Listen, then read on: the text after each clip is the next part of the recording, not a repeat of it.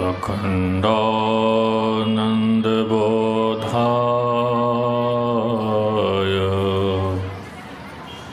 शिष्यसन्तापहारिणे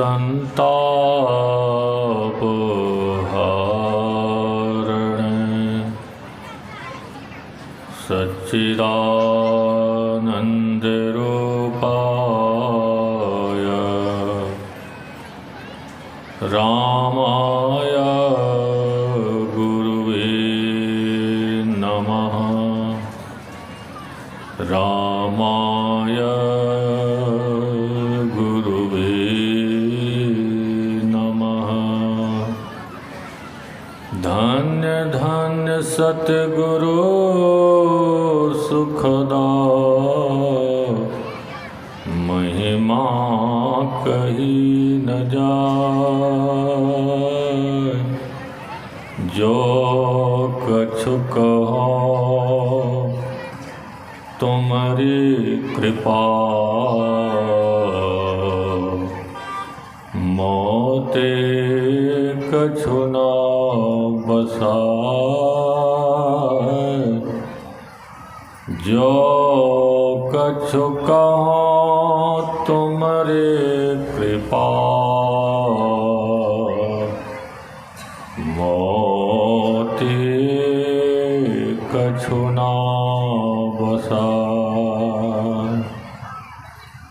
आराध्य की जय घोष जोरदार शब्दों में हम आप लगाएंगे। बोलिए प्रेम से श्री सद्गुरु महाराज की जय। एक निवेदन करूंगा मैं, हाथ खड़ा करके जयकारा नहीं करना है, ऐसे करके। श्री सद्गुरु महाराज की जय। अव्यक्त रूप में अखिल विश्व ब्रह्मांड नायक प्रातः स्मरण अनंत विभूषित परमाराध्य परम पूज्यपाद संत सद्गुरु महाराज की युगल पाद पद्मों में कोटि कोटि सहस्राष्टांग दंडवत प्रणाम। व्यासपीठ पर विराजमान देवभूमि हरिद्वार से पधारे संत मत के अंतर्राष्ट्रीय प्रवक्ता परम पूज्य स्वामी श्री सत्यानंद जी महाराज की श्री चरणों में नमन। इस पावन मंच पर विराजमान पूज्य साधु चरण विद्वत जन, सत्संग प्रसाल में उपस्थित परम सम्मान्य सत्संग प्रेमी सज्जनों, भक्तिमती माताओं, श्रद्धामयी बहनों, प्यारे बच्चों, हम आप इस चैनपुर ग्राम के पावन धरती पर 2 दिवसीय संतमत सत्संग ज्ञान यज्ञ विराट आयोजन का आज अंतिम दिन के अंतिम पाली में उपस्थित है। और प्रतिपाद्य विषय जो है भक्ति के संबंध में जो पवित्र ग्रंथ पावन ग्रंथ श्री रामचरितमानस सार शतक से हम आप सुन रहे थे। भक्ति के संबंध में संत महापुरुषों के मुखारबिंद से ज्ञान लाभ ले रहे थे।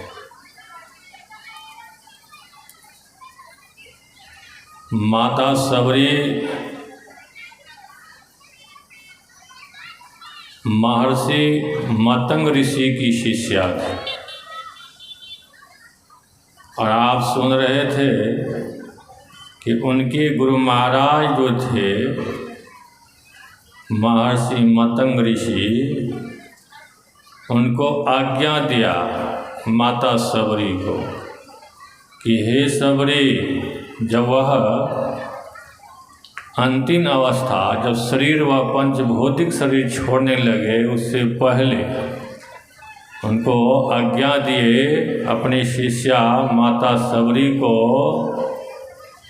कि हे सबरी, तुम इसी जंगल में, इसी कुटिया में रहकर भजन करना, तुमको कहीं जाने की जरूरत नहीं है। हम आप तो बहुत दूर दूर तक जाते हैं, इस धाम उस धाम, बहुत तीर्थों में जाते हैं, लेकिन उसको आज्ञा दिए गुरु महाराज ने कि इसी कुटिया में रहकर तुम भजन करना और यहीं पर भगवान आकर तुमको दर्शन देंगे। इस बात पर, इस आज्ञा पर, गुरु की आज्ञा सिरोधारी करके माता सबरी आस्था, विश्वास, निष्ठा से गुरु की आज्ञा पर समय व्यतीत करने लगे और रोज प्रतिदिन स्नान कर, ध्यान कर और चारों तरफ का रास्ता को साफ करती थी। क्या पता कब भगवान किस रास्ते से आ जाए। उनके लिए फल, कंद, मूल इकट्ठा करके सजाती थी और इंतजार करती थी कि आज भगवान आएंगे। कितना दिन हम आप सदगुरु महाराज के जो सदयुक्ति है, भजन भेद है, दीक्षा है, आचार्यों से लेते हैं और 1 महीना 2 महीना अगर कुछ नहीं देखे, अंधकार अंधकार, 6 महीना तो घबरा जाते कि बाबा क्या दिए, कुछ तो दिखाई दे ही नहीं रहा है। धैर्य को तोड़ देते हैं, फिर संप्रदाय बदल लेते हैं, मत को बदल लेते हैं। धैर्यवान होकर जो है आज्ञा का पालन करेंगे तभी कुछ मिलेगा। माता सबरी, भगवान श्री राम का उस समय जन्म नहीं हुआ था, कई 1000 वर्ष पहले की बात है। भगवान राम के जन्म से 14,000 माता सबरी अपने गुरु की आज्ञा पर भगवान की इंतजार की। है संभव आजकल के ज़माना में? परिपूर्ण 9 प्रकार के भक्ति से परिपूर्ण माता सबरी फिर भी कितना विनम्र है। कुछ भी उसके अंदर कोई अहंकार नहीं है। हम लोग रहते हैं हरिद्वार में और वहाँ से कभी कभी जाते हैं पंजाब। वहाँ पर एक महंत जी थे गरीबदासी संप्रदाय में, तो उसके कार में हम जा रहे थे, उनका ड्राइवर चला रहे थे। गए चंडीगढ़, तो चंडीगढ़ में गाड़ी को साइड करना था। एक माई जो है खड़ी थी, तो ड्राइवर ने कहा पंजाबी भाषा में, ओ माई पासे हो जा, परे हो जा, परे हो जा। तो माई तो बिगड़ गई पूरा क्रोध में, तुमको मैं माई दिखती हूँ? पूरा पढ़ा लिखा है नहीं, तो मूर्ख है। उसको डांटने लगा। तो मैंने निकल के कहा कि सॉरी मैडम, अज्ञानी बच्चा है। हाँ बाबा जी तुम तो पढ़े लिखे हो, ये देखो इसको पढ़ाया नहीं है। तो देखिए, तो कहते हैं पाखंड और अहंकार तजी। गुरु महाराज क्या उपदेश दिए? 96 प्रकार का पाखंड है। तो थोड़ा सा उन्होंने पढ़ी लिखी होगी, कोई अफसर होगी, लेकिन माई कहा तो भड़क गए, मैडम कहे तो खुश प्रसन्न हो गए। लेकिन माता सबरी के हृदय में 9 प्रकार की भक्ति परिपूर्ण, फिर भी भगवान को क्या कहते? अभी सुन रहे थे हमारे प्रियनाथ बाबा से, अशोकानंद बाबा से कि अधम ते अधम, अधम अति नारी, उसमें भी मंद बुद्धिमंद। लेकिन भगवान तो जानते हैं ना, वो तो अंतर्यामी है। को संबोधित करते हैं भावनी का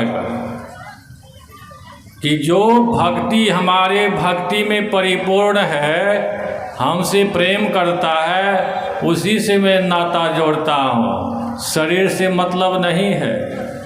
आप किस रंग के हैं, काले हैं, गोरे हैं, पक्के हैं, कच्चे हैं, उससे मतलब नहीं।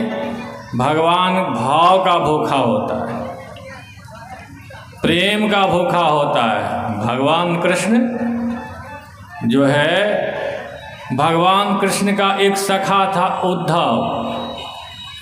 उद्धव के पास भगवान कृष्ण कहा करते थे कि हमारी गोपियां हैं, बहुत याद करती, हमारे प्रेम में बहुत वह जो है उदास हो गई जब मैं वहाँ से आ गया वृंदावन से मथुरा। कैसा कौन सा ज्ञान दिया आपने? कोई वेदांत का ज्ञान सुनाए, करके आप वेदांत का ज्ञान दे सकते तो जाइए। उद्धव को भेजा वृंदावन।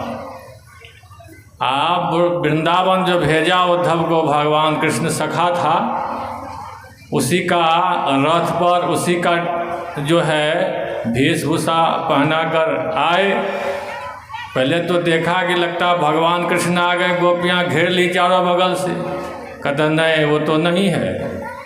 तब उद्धव जी अपना वेदांत का उपदेश देते हैं कि तुम लोग जो है कृष्ण के लिए, हमारे सखा के लिए क्यों व्याकुल है। तो उद्धव क्या करिए, उनकी गोपियाँ क्या कहती भगवान कि हे उद्धव, ये प्रेम की बात है, तुमको पता नहीं है। हमारा जो मन है सारे इंद्रियों को एकत्र करके केंद्रित और केंद्र करके केंद्रित स्थान पर टिका हुआ है। उसी भगवान का हम लोग मानस ध्यान करके उसमें मगन रहते हैं। दूसरा मन तो है नहीं, हम वेदांत पढ़ेंगे, आपसे ज्ञान लेंगे, ऐसा करेंगे, वैसा करेंगे। तो इस तरह की बात जो है उद्धव को कहा गोपियाँ लोग। ऐसा उन्होंने भक्ति भगवान के संबंध में महिमा सुनाते सुनाते, उसकी गुणगान यश ज्ञान करते करते उद्धव भी प्रेम भक्ति में मशगूल हुए, छूट गया उसका ब्रह्म ज्ञान। तो कहते हैं कि भक्ति जो है, भक्ति में न पाखंड न अहंकार। गुरु महाराज के हम आप सुबह का जो पाठ करते हैं, पाखंड और अहंकार तजी, निष्कपट हो, अरुदीन हो, और सब कुछ समर्पण कर गुरु की सेव करनी चाहिए। भक्ति के का अर्थ होता है सेवा। पूज्यपाद महर्षि साईं स्वामी जी महाराज के पद में है कि मुक्ति का मार्ग भक्ति है। अगर आप मुक्ति पाना चाहते हैं, मुक्ति यानी मोक्ष, दुखों से छूटना चाहते हैं, कौन सा दुख? तो गुरु महाराज कहते हैं कि आवागमन सम दुख दुजा, है नहीं जग में कोई। आवागमन जन्म लेना और मर जाना, बार बार माता के पेट में जाना और माता के पेट से बाहर आना, यही जन्मना और मरना, यही सबसे बड़ा दुख है। भगवान शंकराचार्य जी कहते हैं कि पुनरपि जन्मम पुनरपि मरणम पुनरपि जननी जठरे शयनम। जठर अग्नि होता है, जननी यानी माता के गर्भ में, पेट में जठर अग्नि, वहाँ पर गर्भ शिशु को सोना पड़ता है, उसका ताप सहना पड़ता है, दुख सहना पड़ता है। तो शंकराचार्य जी महाराज कहते हैं कि पुनरपि जन्मम पुनरपि मरणम पुनरपि जननी जठरे शयनम। यह संसारे बहुत दुस्तारे, संसार में भी वहाँ तो दुख है। ये अब माता के पेट से निकलने के बाद दुख छूट जाएगा। अब तरह तरह के दुख है, दैहिक रोग, भौतिक अर्थ, और दैविक प्रकोप, प्रकृति का आंधी तूफान भूकंप, इससे बच नहीं पाएंगे कोई, चाहे कितना भी पैसा वाला, धनवान, विद्वान, प्रतिष्ठावान हो, ये तीनों ताप से नहीं बच सकते। कुछ न कुछ होता ही है। तो कहते ये संसारे बहुत उस्तारे, कृपया पारे पाहि मुरारे। उसके बाद ये छूटेगा कैसे? जन्म मरण के चक्कर से, आवागमन के चक्कर से। कहते हैं भज गोविंदम, भज गोविंदम, गोविंदम भज मूढ़ मटे। वह परमात्मा का भजन, वह ईश्वर का सुमरण। तो कहते हैं कि आवागमन से अगर बचना है तो मुक्ति पाना पड़ेगा, मोक्ष पाना, प्राप्त करना पड़ेगा। पूज्यपाद कहते हैं कि मुक्ति का मार्ग क्या है? भक्ति है। अब भक्ति कैसे होगी? जो युक्ति बिना नहीं होती है। जब तक युक्ति नहीं लेंगे, भजन भेद दीक्षा, युक्ति से भक्ति यदि न किया तो भव से त्राण कहाँ होगा? संसार भव सागर से पार होना मुश्किल है बिना भक्ति से। आगे में क्या के आगे कड़ी में कि भक्ति ऐसे नहीं होगी। सेवा से सद्गुण है आते, जिससे जीवन सुखमय होता। जिसमें सेवा भाव नहीं, साही सुख चैन कहाँ होगा? सेवा की बात है। आजकल समाज में वृद्ध माता, वृद्ध पिता, बड़े बुजुर्ग, सास ससुर की शिकायतें आती है। बाबाओं के पास तो ज़्यादा आते कि कोई देखभाल नहीं, कोई समय पर पथ पानी नहीं, भोजन नहीं। क्यों? ये ज्ञान का अभाव है, ये भजन सत्संग का अभाव है, संत महापुरुषों के सानिध्य का अभाव है। आप यहाँ आए हैं, यहाँ के आयोजक लोग इतनी व्यवस्था किए हैं आपकी सेवा में ज्ञान प्राप्त करने के लिए। तो यहाँ से कुछ लेकर जाइए, कुछ छोड़ कर जाइए। अवगुण को छोड़िए और अवगुण को छोड़ के जाइए और सद्गुण को लेकर जाइए। जो माता पिता की सेवा में कमज़ोर है, सास ससुर की सेवा में लापरवाह है, उस पर ध्यान दीजिए, तभी यह सत्संग सुनने का लाभ होगा। गुरुजनों का सेवा, इस पर आप ध्यान दीजिए। अब बच्चों को अच्छे संस्कार, बच्चे बिगड़ रहे हैं, छोटे छोटे बच्चे ऐसा ऐसा नशा करता है कि बड़े आदमी को भी पता नहीं कौन कौन सा नशा चला है। कैसे? ये माता पिता का लापरवाह है।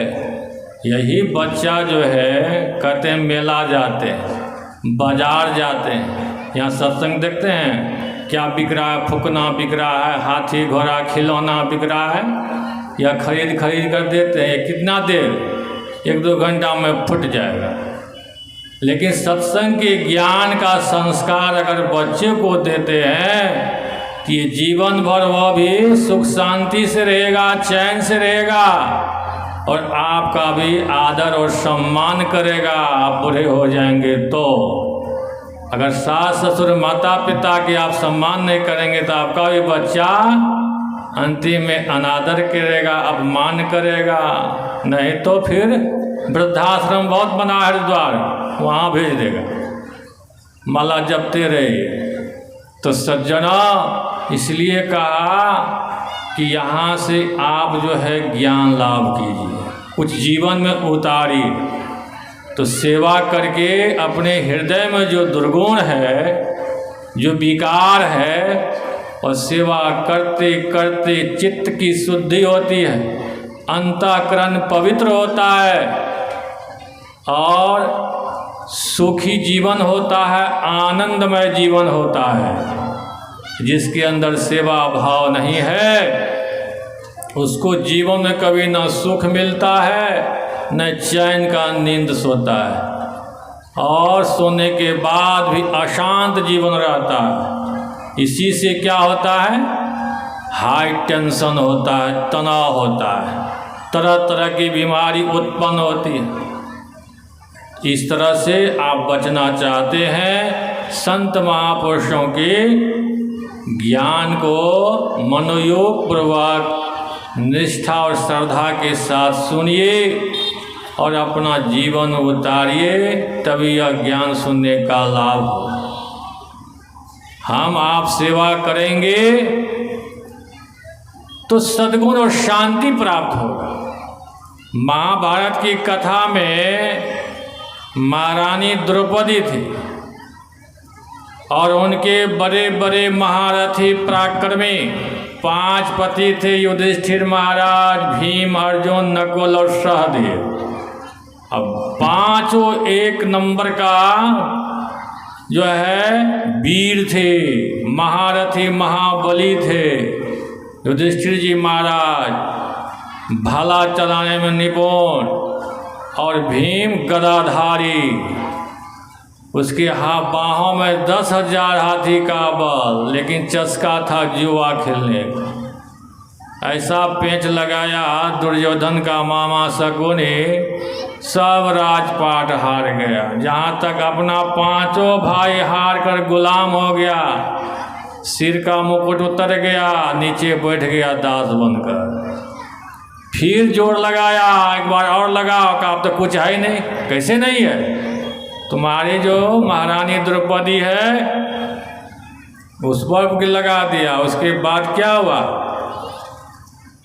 महल से दुशासन को आदेश दिया, बाल पकड़कर घिसट कर लाकर सभा में पटक दिया और उसको नग्न करने लगा। महारानी द्रौपदी अब दुशासन खींचने लगा सारी, तभी वह भगवान को याद करती।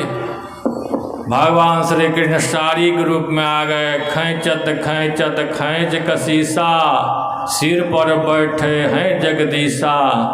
खींचते खींचते 10,000 हाथी का बल दुशासन का खत्म हो गया, पसीना से लथपथ मूर्छित होकर गिर गया। ये सेवा का भगवान सुदर्शन चलाया था, उंगली कटा था, अपना सारी कीमती फाड़कर तो पट्टी बांधी थी महारानी द्रौपदी।